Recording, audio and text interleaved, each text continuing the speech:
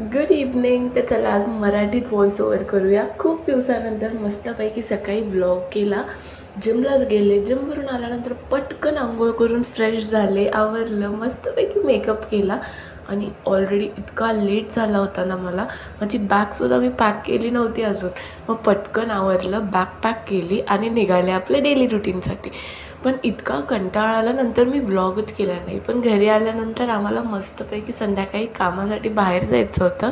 मग गाडी घेतली, मस्तपैकी निघालो आम्ही मार्केटमध्ये. उद्या नवरात्री आहे, तर मग हार घेतले, बाकीचं सगळं थोडंफार सामान घ्यायचं होतं ते घेतलं.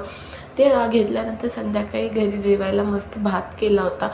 पण आम्हाला भेळ खायची इच्छा झाली म्हणून आम्ही निघालो मस्त भेळ घेण्यासाठी. भेळ वगैरे खाल्ली, मस्तपैकी भात एन्जॉय केला. रात्री डोकं दुखत होतं म्हणून काकूकडनं मस्त हेड मसाज केला, आपलं डेली स्किन केअर केलं आणि गेलं झोपायला. Okay, bye.